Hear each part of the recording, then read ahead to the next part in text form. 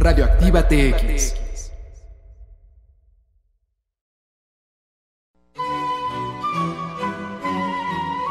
Poesía, cuento, novela, relatos, ciencia ficción.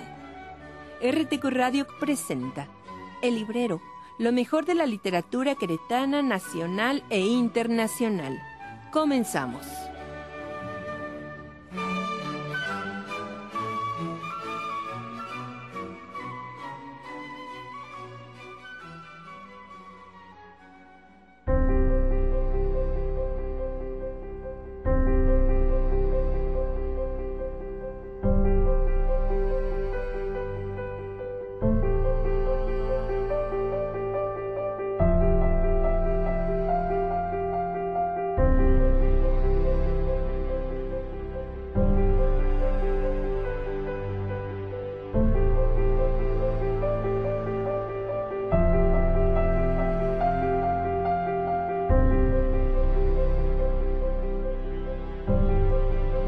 Bienvenidos a su programa El Librero con un servidor, Armando Zamora, que hoy estamos en vivo. Si usted lo hace en vivo, le damos este teléfono de cabina que es 442-238-5111 y para mensajes de texto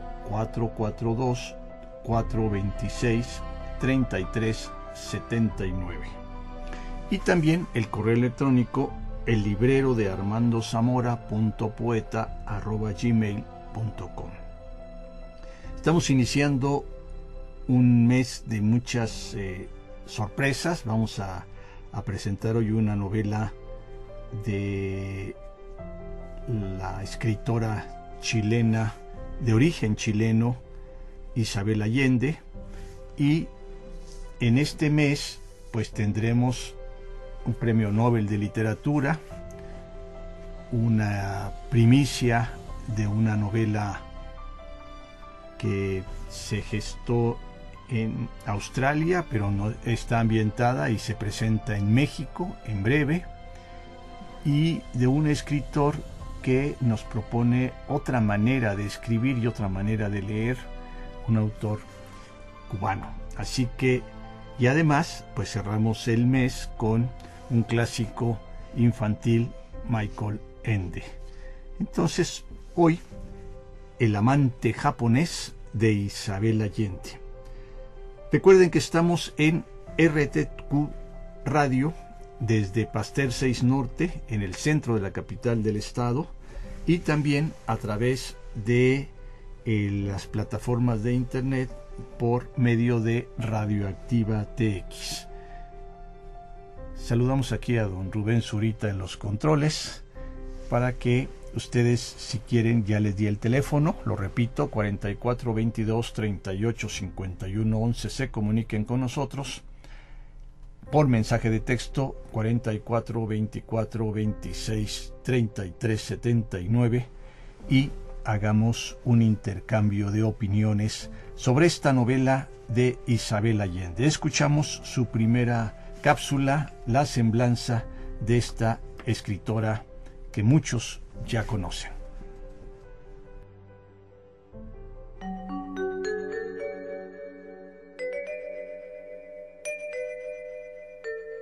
Isabel Allende nace el 2 de agosto de 1942 en Chile.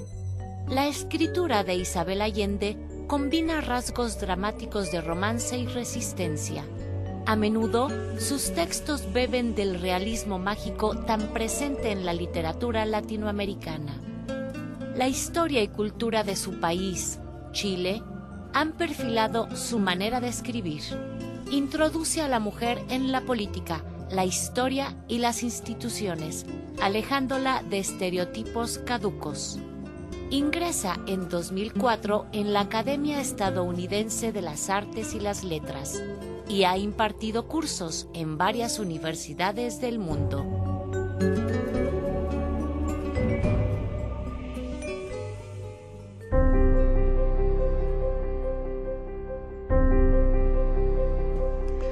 El amante japonés tiene una serie de personajes, de momentos y un lugar en específico. A la manera de El Librero, comienzo con el capítulo titulado Alma Velasco. La fantástica herencia de Jacques Devine logró que Alma Velasco se fijara en Irina, y una vez que se calmó la tempestad de habladurías, la llamó. La recibió en su espartana vivienda, embarada con dignidad imperial en un pequeño sillón color albaricoque, con Neco, su gato atigrado, en la falda. «Necesito una secretaria, quiero que trabajes para mí», le planteó. No era una propuesta, era una orden. Como Alma escasamente le devolvía el saludo si se cruzaba en un pasillo, a Irina la pilló por sorpresa. Además, como la mitad de los residentes de la comunidad vivían modestamente de su pensión, que a veces complementaban con ayuda de sus familiares, muchos debían ceñirse estrictamente a los servicios disponibles, porque incluso una comida extra podía desbaratarles el exiguo presupuesto. Nadie podía darse el lujo de contratar una asistente personal. El espectro de la pobreza, como el de la soledad, rondaba siempre a los viejos. Irina le explicó que disponía de poco tiempo, porque después de su horario en Large House trabajaba en una cafetería y además bañaba perros a domicilio.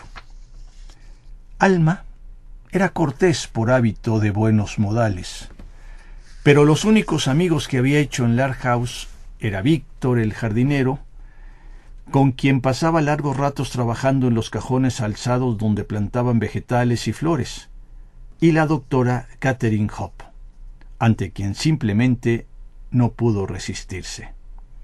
Tenía alquilado un estudio en un galpón dividido por tabiques de madera que compartía con otros artesanos. Pintaba en seda, como había hecho durante 60 años, pero ahora no lo hacía por inspiración artística, sino para no morirse de aburrimiento antes de tiempo. Pasaba varias horas a la semana en su taller acompañada por Kirsten, su ayudante, a quien el síndrome de Down no impedía cumplir con sus tareas. Kirsten conocía las combinaciones de colores y los útiles que Alma empleaba, preparaba las telas, mantenía en orden el taller y limpiaba los pinceles. Ambas mujeres trataban en armonía sin necesidad de palabras, adivinándose las intenciones. Cuando a Alma comenzaron a temblarle las manos y fallarle el pulso, contrató a un par de estudiantes para que copiaran en seda los dibujos que ella hacía en papel, mientras su fiel asistente los vigilaba con suspicacia de carcelero.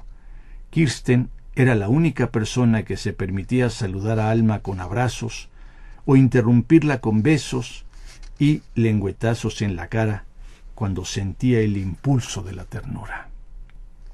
Sin proponérselo en serio, Alma había obtenido fama con sus kimonos, túnicas, pañuelos y echarpes de diseños originales y colores atrevidos.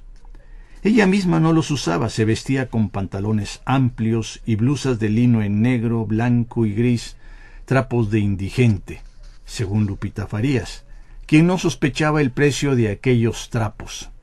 Sus telas pintadas se vendían en galerías de arte a precios exorbitantes, que destinaba a la Fundación Velasco. Sus colecciones estaban inspiradas en sus viajes por el mundo: animales de Serengeti, cerámica otomana, escritura etíope, jeroglíficos incas, bajorrelieves griegos, y las renovaba en cuanto eran imitadas por sus competidores. Se había negado a vender su marca o colaborar con diseñadores de moda. Cada original suyo se reproducía en número limitado, bajo su severa supervisión, y cada pieza salía firmada por ella. En su apogeo llegó a tener medio centenar de personas trabajando para ella, y había manejado una producción considerable en un gran espacio industrial al sur de la calle Market, en San Francisco. Nunca había hecho publicidad, porque no había tenido necesidad de vender algo para ganarse la vida. Pero su nombre se había convertido en garantía de exclusividad y excelencia. Al cumplir los 70 años, decidió reducir su producción, con grave detrimento para la Fundación Velasco, que contaba con esos ingresos. Creada en 1955 por su suegro, el mítico Isaac Velasco. La fundación se dedicaba a crear zonas verdes en barrios conflictivos. Esa iniciativa, cuya finalidad había sido más que nada estética, ecológica y de recreación, produjo imprevistos beneficios sociales. Donde aparecía un jardín, un parque o una plaza, disminuía la delincuencia, porque los mismos pandilleros y adictos que antes estaban dispuestos a matarse unos a otros por una papelina de heroína o 30 centímetros cuadrados de territorio, se juntaban para cuidar ese rincón.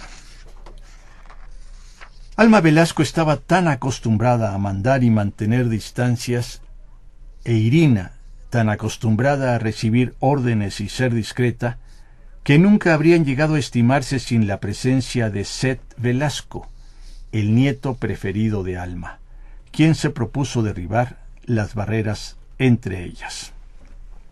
Con estas breves palabras, estamos hablando de 3 cuartillas, Isabel Allende ya nos ha presentado a 2 de las personalidades. No podemos decir protagonistas, porque protagonista nomás es una, o debiera ser una, que a veces decimos son primer actor, segundo de reparto y no sé cuántos, pero no. Hay una que lleva el eje y los demás van trabajando junto con ellas. Pero aquí tenemos a Alma Velasco en un lugar que es una casa de adultos mayores, y a una servidora, a una enfermera, a una ayudante, que por el momento sabemos que se llama Irina.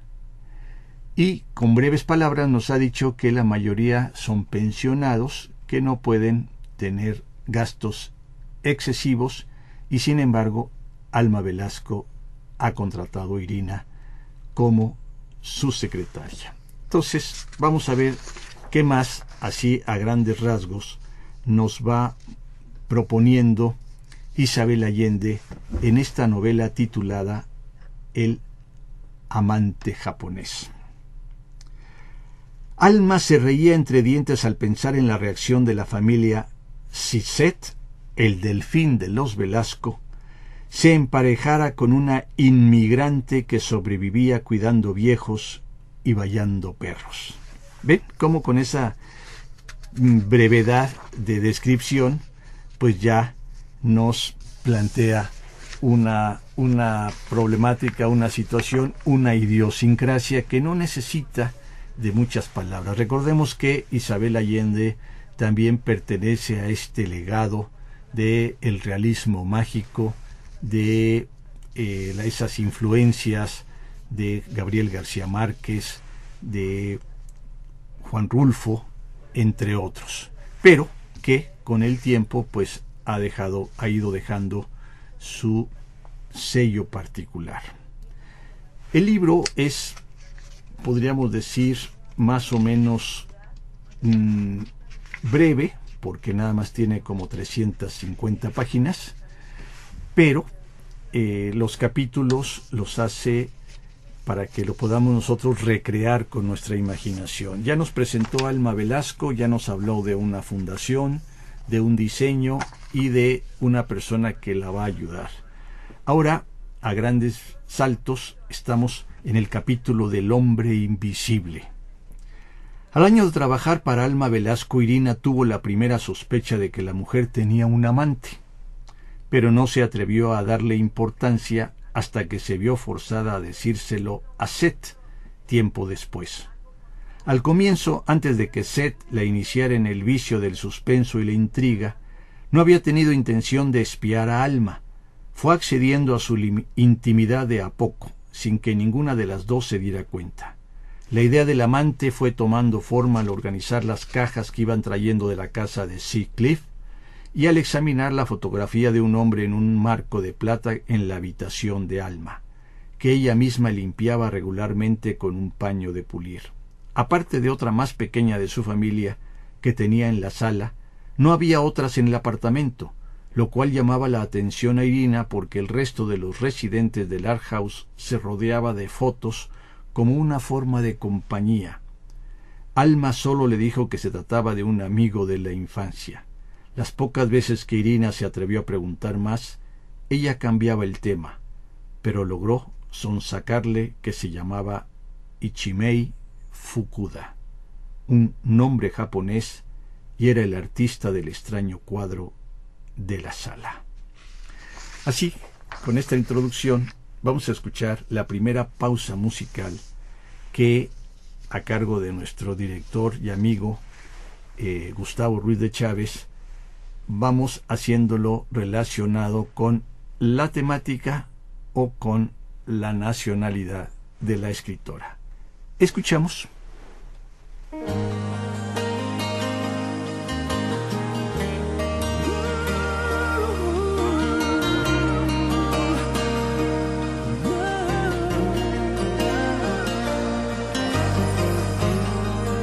El reloj se ha detenido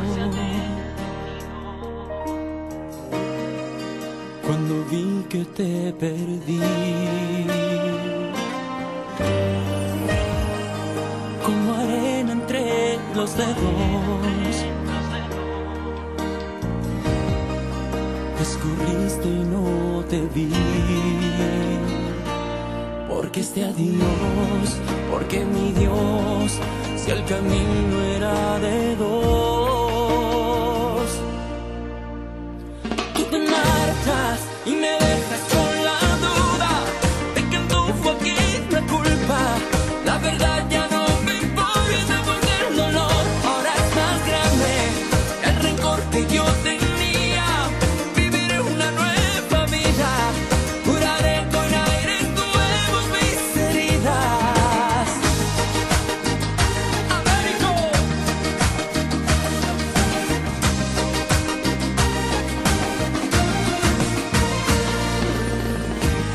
Y ya no queda más remedio que aceptar que te perdí. Porque este adiós, porque mi Dios, si el camino era de dos, tú te marcas y me dejas con la duda de que tú fue aquí la culpa. La verdad ya no me importa porque el dolor ahora es más grande que el rencor que yo tenía. Viviré una nueva vida, curaré con aires nuevos mis heridas. Seguiré mi propio destino, viviré. Tú te marcas, me dejas con la duda de que tuvo aquí la culpa. La verdad ya no me importa porque el dolor ahora es más grande que el rencor que yo tenía. Viviré una nueva vida, curaré con aires nuevos mis heridas. Tú te marcas, me dejas con la duda de que tuvo aquí la culpa. La verdad ya no me importa porque el dolor ya ahora es más grande que el rencor que yo tenía. Viviré una nueva vida, curaré con aires nuevos mis heridas. Porque sé que te perdí.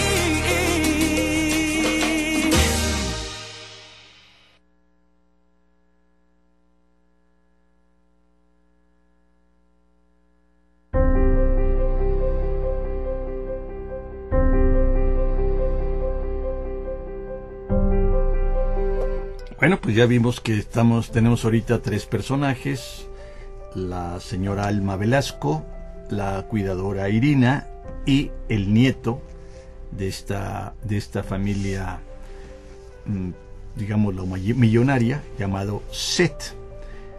Creo que mi abuela tiene problemas serios de salud, Irina, y por soberbia se encerró en Lark House para que nadie se entere, le dijo Seth. Si fuera cierto, ya estaría muerta, Seth. Además, nadie se encierra en Lark House. Es una comunidad abierta donde la gente entra y sale a su antojo. Por eso no se admiten pacientes con Alzheimer que pueden escaparse y perderse. Es justamente lo que me temo. En una de sus excursiones a mi abuela puede pasarle eso. Siempre ha vuelto, sabe a dónde va y no creo que vaya sola. ¿Con quién entonces? ¿Con un galán? No estarás pensando que mi abuela anda en hoteles con un amante, se burló Seth. Pero la expresión seria de Irina le cortó la risa. ¿Por qué no? Es una anciana. Todo es relativo. Es vieja, no anciana. En Lark House, Alma puede ser considerada joven. Además, el amor se da a cualquier edad. Según Hans Boyd, en la vejez conviene enamorarse. Hace bien a la salud y contra la depresión. ¿Cómo lo hacen los viejos en la cama, quiero decir?, preguntó Seth. Sin ampuro, supongo. Tendrás que preguntarle a tu abuela, replicó ella. Seth logró convertir a Irina en su aliada y juntos fueron atando cabos. Una vez por semana le llegaba a Alma una caja con 3 gardenias que un mensajero dejaba en la recepción. No traía el nombre de quien la enviaba o de la floristería, pero Alma no manifestaba sorpresa ni curiosidad. También solía recibir en Lark House un sobre amarillo, sin remitente, que ella descartaba después de sacar de su interior un sobre más pequeño, también a su nombre, pero con la dirección de Sea Cliff, escrita a mano. Nadie de la familia de los empleados de los Velasco habían recibido esos sobres ni los habían enviado a Lark House. No sabían de esas cartas antes de que Seth las mencionara. Los jóvenes no pudieron averiguar quién era el remitente porque hacían falta 2 sobres y 2 direcciones para la misma carta, ni dónde iban a parar esa correspondencia insólita. Como ni Irina halló rastros en el apartamento ni Seth en Sea Cliff, imaginaron que Alma las guardaba en una caja de seguridad de su banco. Aquí la historia lo va a hacer en un momento también circunstancial, que es en la depresión de los años 30, Isaac Velasco pudo evitar los peores efectos de la debacle económica y hasta incrementó su patrimonio. Mientras otros perdían todo, él trabajaba 18 horas al día en su bufet de abogado e invertía en aventuras comerciales que parecieron arriesgadas en su momento y a largo plazo resultaron espléndidas. Era formal, parco de palabras y de corazón blando. Para él, esa blandura alindaba con debilidad de carácter, por eso se empeñaba en dar una impresión de autoridad intransigente, pero bastaba tratarlo un par de veces para adivinar su vocación de bondad. Lo precedía una reputación de compasivo que llegó a ser un impedimento en su carrera de abogado. Después, cuando fue candidato a juez de la Corte Suprema de California, perdió la elección porque sus opositores lo acusaron de perdonar con demasiada generosidad, en desmedro de la justicia y la seguridad pública. Isaac recibió a Alma en su casa con la mejor voluntad, pero pronto el llanto nocturno de la chiquilla empezó a afectarle los nervios. Eran sollozos ahogados, contenidos, apenas audibles a través de las gruesas puertas de caoba tallada del armario, pero que llegaban hasta su dormitorio al otro lado del pasillo. Donde él procuraba leer, suponía que los niños, como los animales, poseen la capacidad natural de adaptarse y que la chica se consolaría pronto de la separación de sus padres, o bien ellos emigrarían a América. Se sentía incapaz de ayudarla, frenado por el pudor que le inspiraba los asuntos femeninos. Si no entendía las reacciones habituales de su mujer y sus hijas, menos podía entender las de esa niña polaca que aún no había cumplido 8 años. Le entró la sospecha supersticiosa de que las lágrimas de la sobrina anunciaban un desastre catastrófico. Las cicatrices de la Gran Guerra todavía eran visibles en Europa. Estaba fresco el recuerdo de la tierra mutilada por las trincheras, los millones de muertos, las viudas y huérfanos, la podredumbre de caballos destrozados, los gases mortales, las moscas y el hambre. Nadie quería otra conflagración como esa, pero Hitler ya había anexionado Austria, controlaba parte de Checoslovaquia. Antes de continuar con la lectura, agradecemos la llamada de Camela, una radioescucha, que nos felicita y desea que el programa continúe, ¿no? Muchas gracias. Hasta el momento sí, ya llevamos un buen tiempo. Ha tenido diferentes nombres, pero siempre con la misma vocación de promover la lectura. Y aquí estamos con El Librero. En esta lectura, Asaltos Enormes, espero que vayamos comprendiendo, sintiendo todo este ambiente. Alma Velasco en Lark House, pero Alma Velasco, ¿de dónde viene? Pues ya vimos que hay un benefactor que es Isaac Velasco, que en tiempos de depresión económica, pues él tuvo brillantes ideas, una constancia, una actitud férrea de emprender, pero sobre todo de honestidad y de trabajo. Pero también tenía su punto de vista, y él decía que los hombres se formaban a golpes.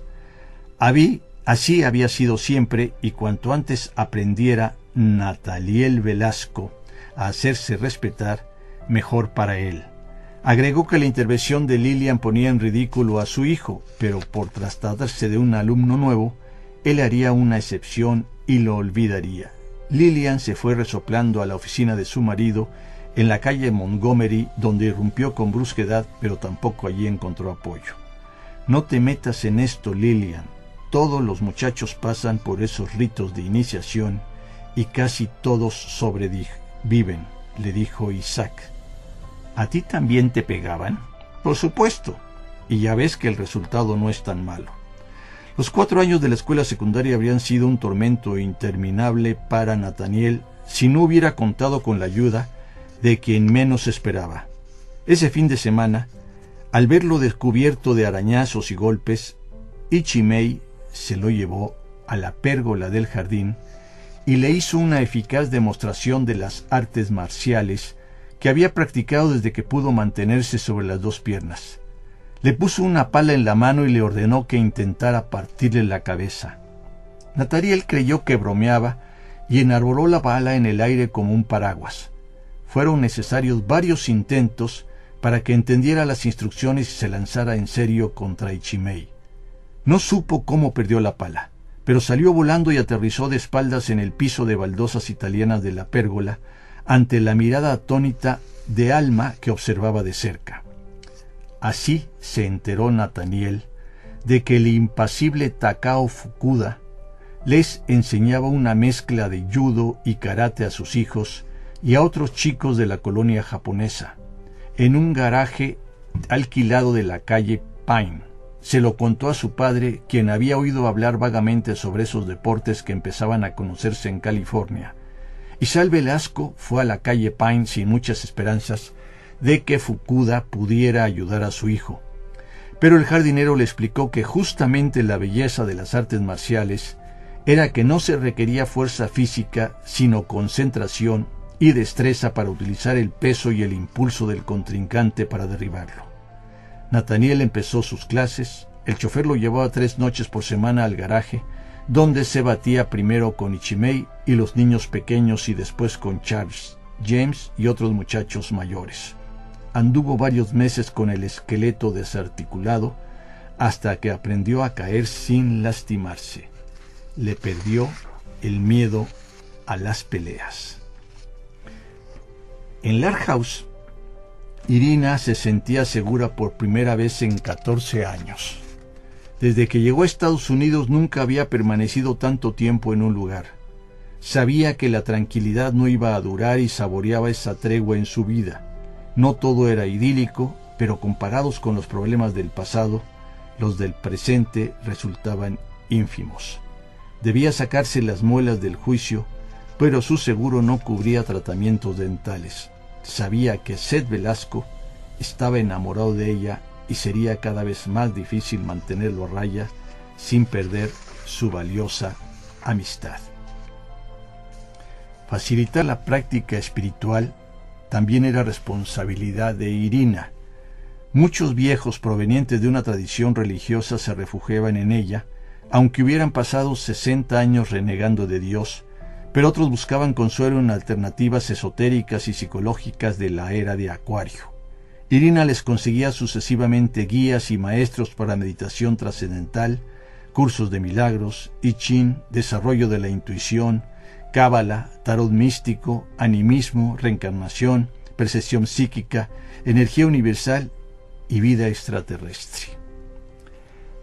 Ella era la encargada de organizar la celebración de fiestas religiosas, un popurrí de rituales de varias creencias para que nadie se sintiera excluido.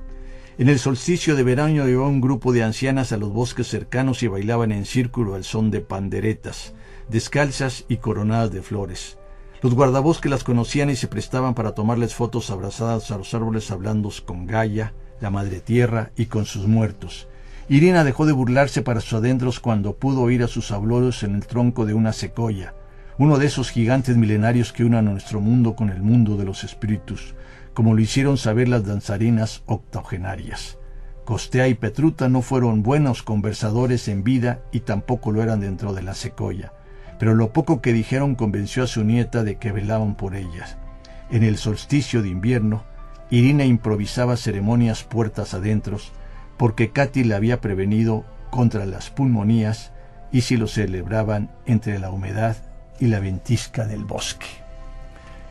Ahí está lo diverso, lo variado de Lard House y de la novela El amante japonés. Vamos al corte de estación, porque cuando está tan ameno el contenido y tan fluido, pues se nos va el tiempo, como se dice muy usualmente, volando.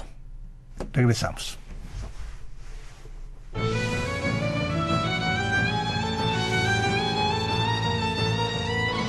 Armando Zamora regresa contigo en el librero. Vamos a un corte y regresamos. Entre en nuestra página oficial www.radioactivatx.org y disfruta de todos los programas de nuestra barra en formato de podcast. Escúchanos cuando quieras, donde tú quieras, y no te pierdas de ninguno de nuestros contenidos que hacemos para ti. Radioactiva TX.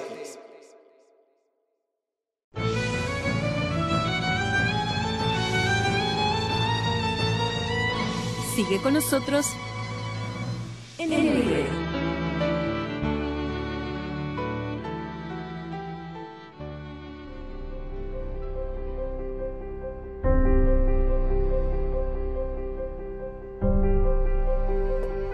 Pues gracias por continuar con nosotros aquí en su programa El Librero, con un servidor Armando Zamora, transmitiendo desde RTQ Radio, desde el centro de la capital del estado de Querétaro, y también, y a partir del próximo lunes, por Radioactiva TX, abarcando plataformas de streaming. Alexa y OK Google ya también se podrá escuchar el programa del Librero, y también a través de podcast, donde si algún programa les gustó, quieren volverlo a escuchar, pues ahí va a estar disponible.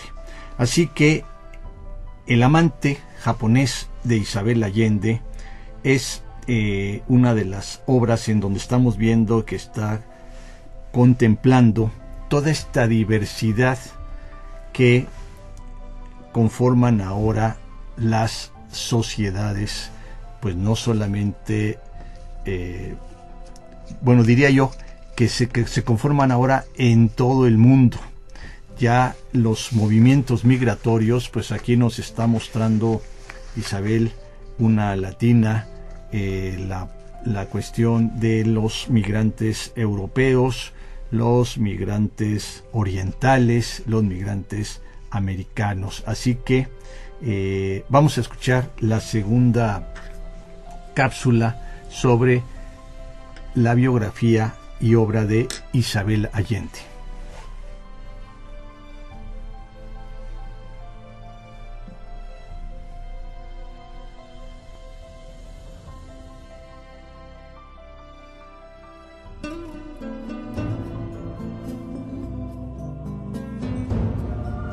Isabel Allende. A 82 años, Isabel Allende ha escrito La Casa de los Espíritus, 1982, De Amor y de Sombra, 1984. Ambas novelas fueron llevadas al cine. Cuentos de Eva Luna, 1991.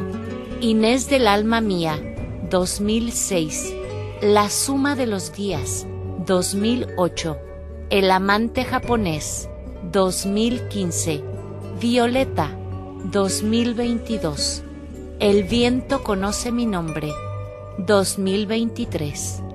La obra de Isabel Allende ha sido traducida a más de 30 idiomas.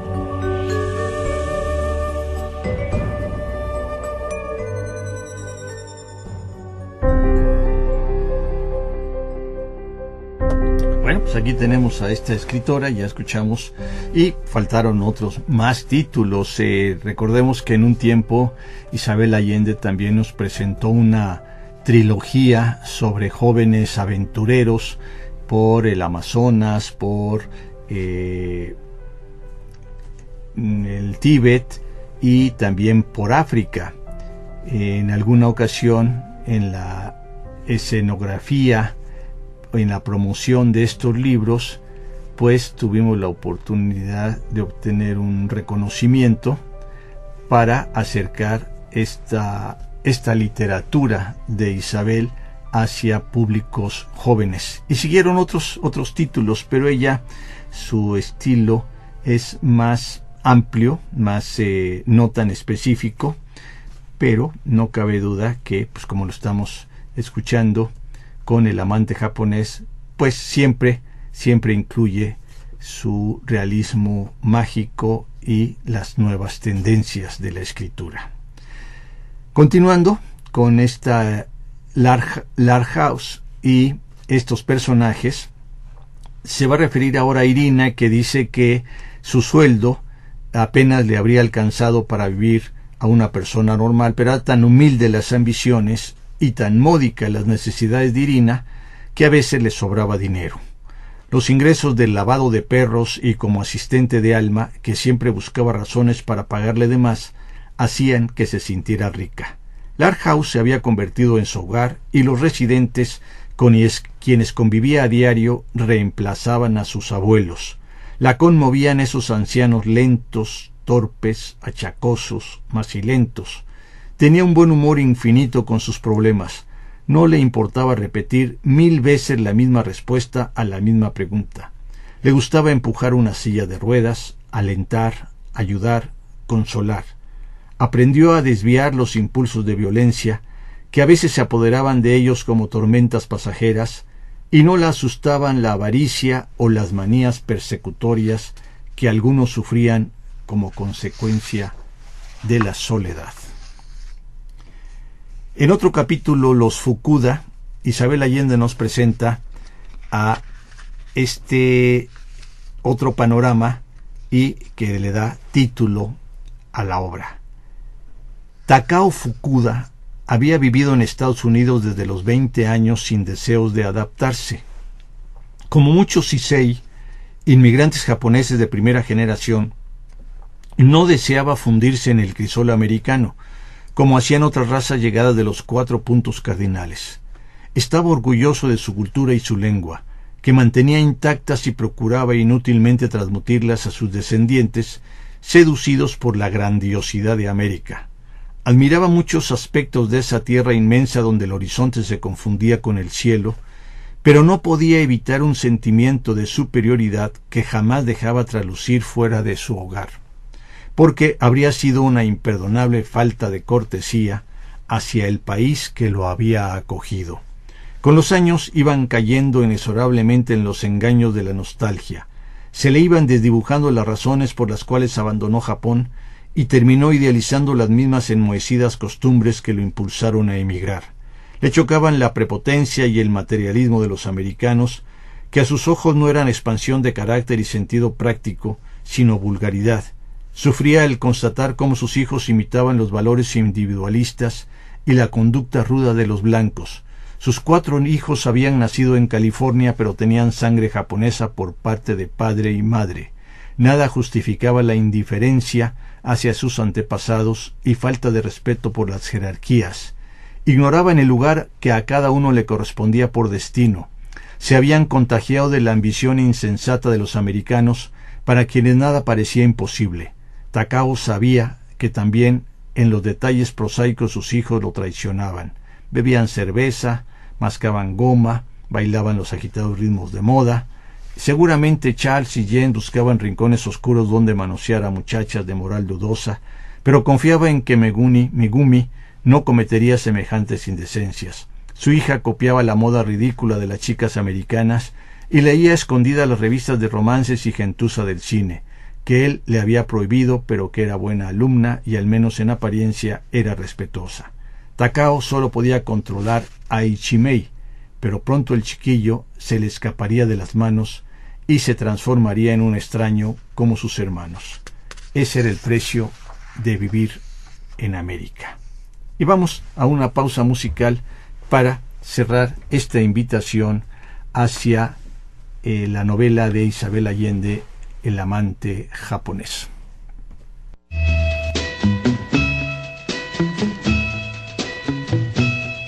Sin saber dónde iban mis pasos, me he encontrado en el mismo lugar donde por primera vez tus cálidos labios sentí, sensación que antes nunca viví. ¿Cómo puedo olvidar si ese beso de mis labios no puedo arrancar? Con él me diste tu amor, con él dijiste adiós, y tu beso en mí se quedó. Aunque los días pasaron y el tiempo ha cambiado este hermoso lugar, sigo soñando y te veo, y ansío aquel beso volver a sentir. Ay, ¿cómo puedo olvidar si ese beso de mis labios no puedo arrancar? Con él me diste tu amor, con él dijiste adiós, y tu beso en mí se quedó.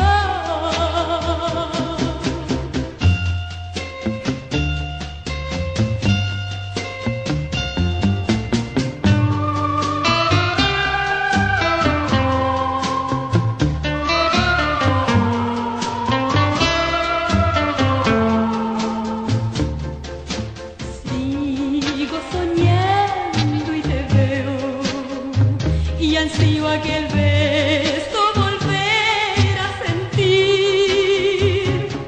¿Cómo puedo olvidar si ese beso de mis labios no puedo arrancar? Con él me diste tu amor, con él dijiste adiós, y tu beso en mí se quedó, y tu beso en mí se quedó.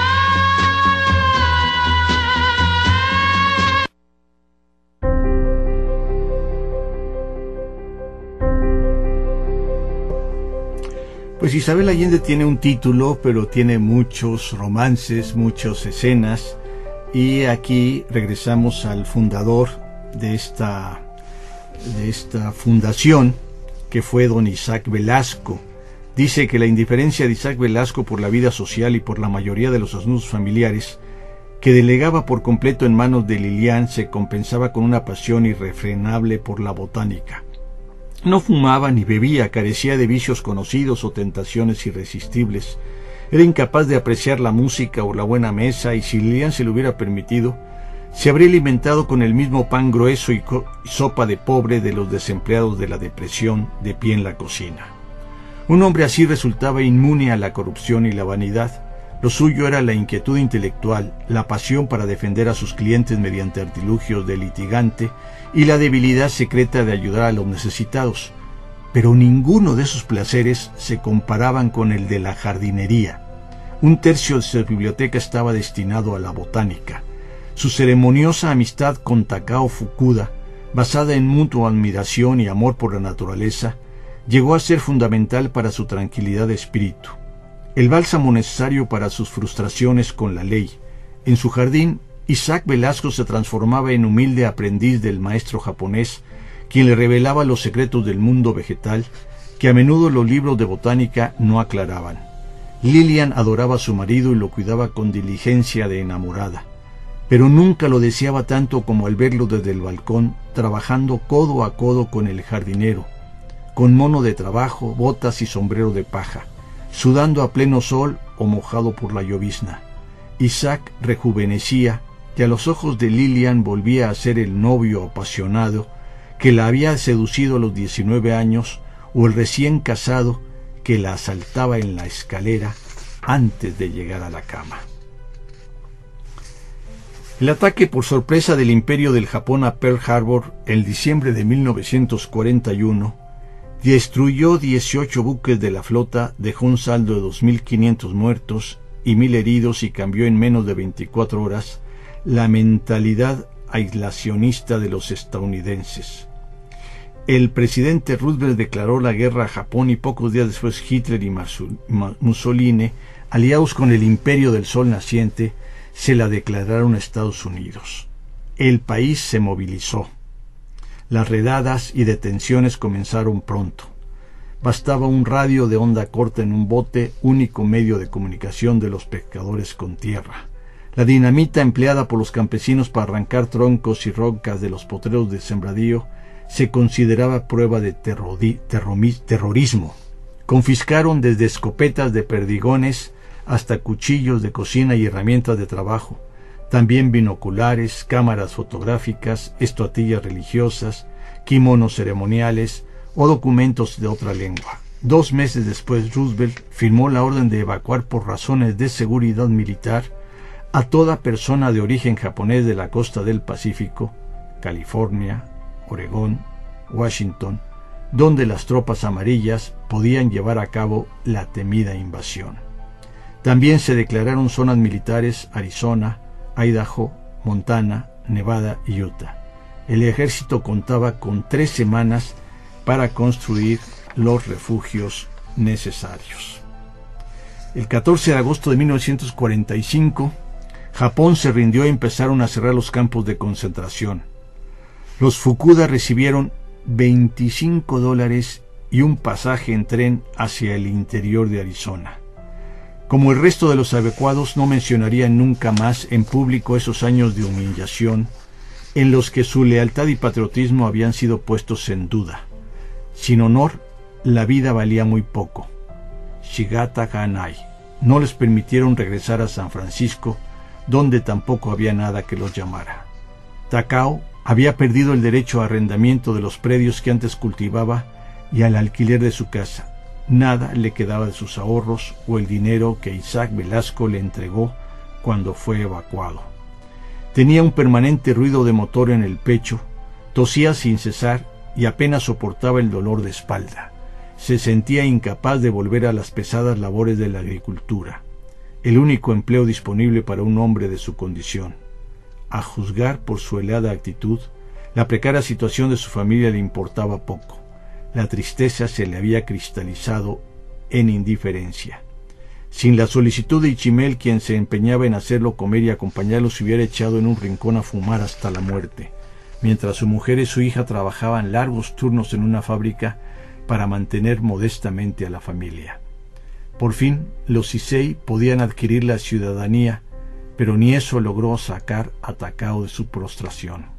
Durante 35 años había deseado tener los mismos derechos de cualquier americano, y ahora que se le presentaba la oportunidad, lo único que quería era regresar a Japón, su patria derrotada.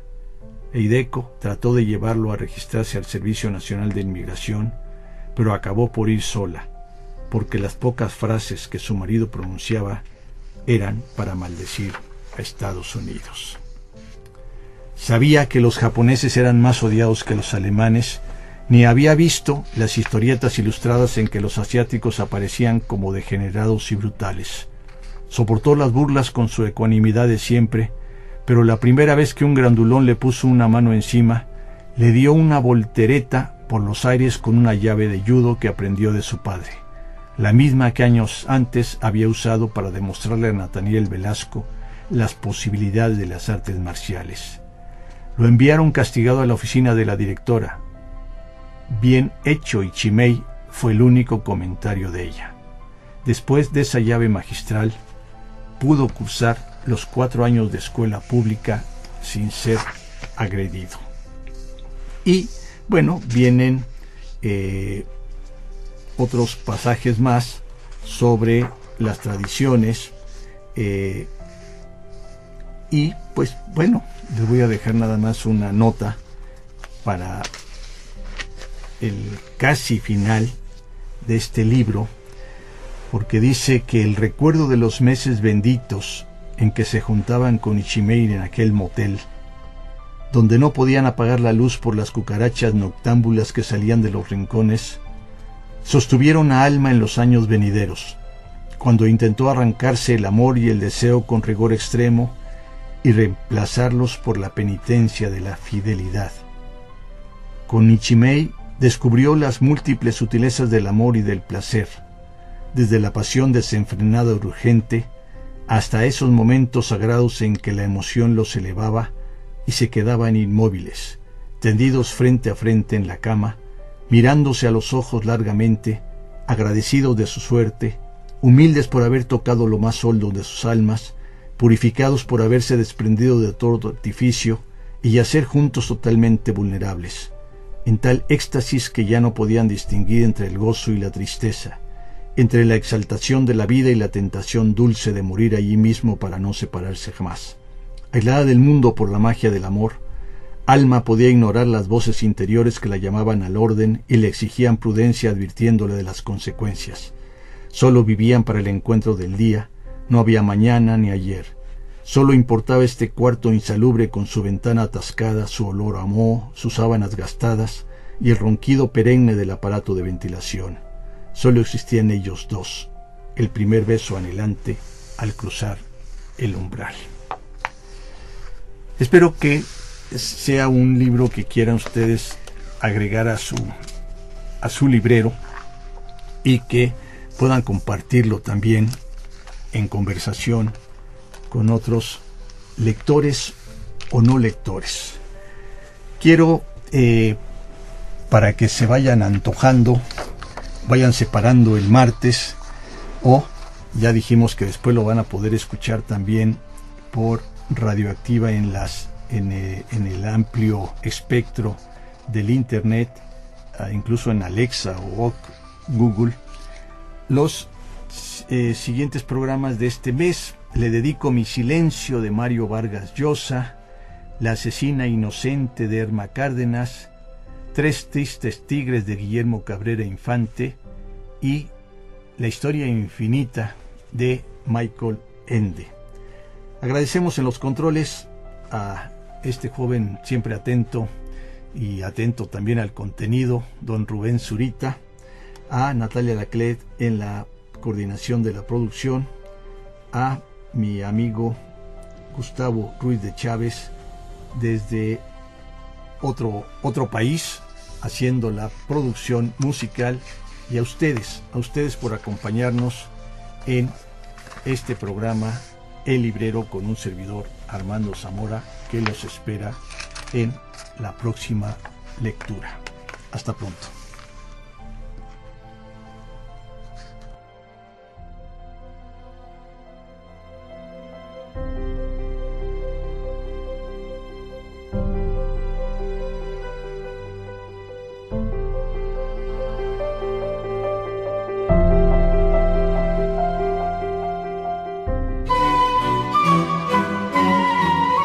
Poesía, cuento, novela, relatos, ciencia ficción. RTQ Radio presentó El Librero, lo mejor de la literatura queretana, nacional e internacional. Hasta la próxima.